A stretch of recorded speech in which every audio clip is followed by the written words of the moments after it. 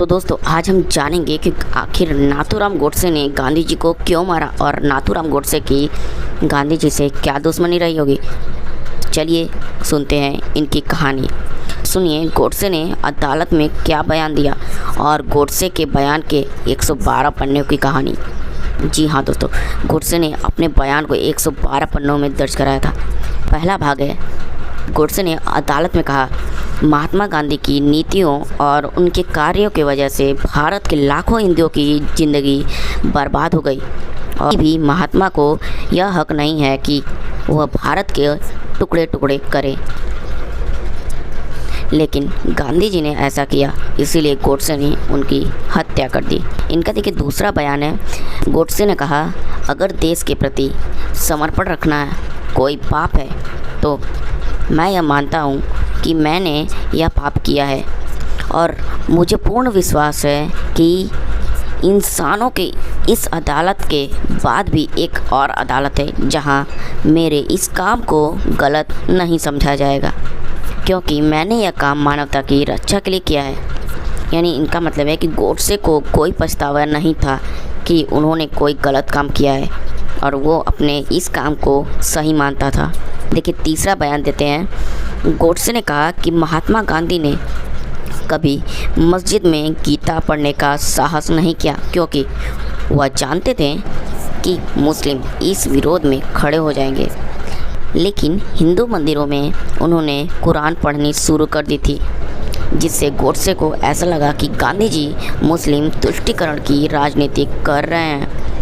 हालांकि महात्मा गांधी अपने जीवन में सिर्फ एक बार ही मंदिर गए थे।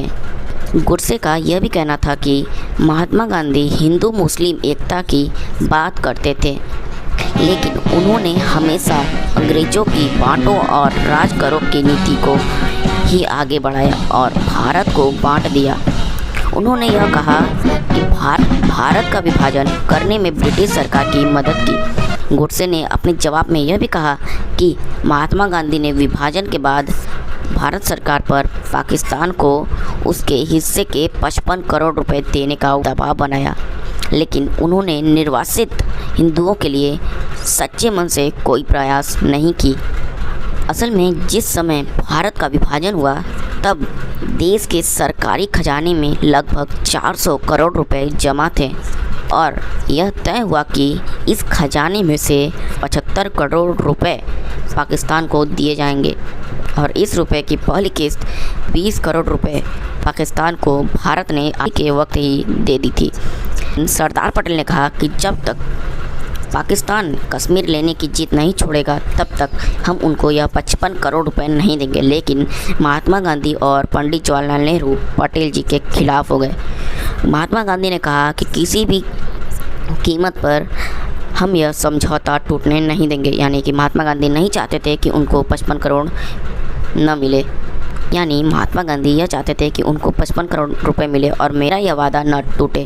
पंडित नेहरू और महात्मा गांधी पटेल जी के खिलाफ हो गए।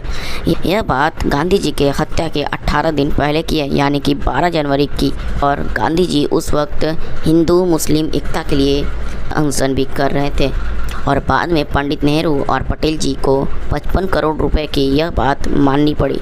कई हिंदू और गोडसे जैसे लोग उनसे बहुत नाराज़ थे। फिर गोडसे ने इसी नाराज़गी में गांधी जी को मार डाला।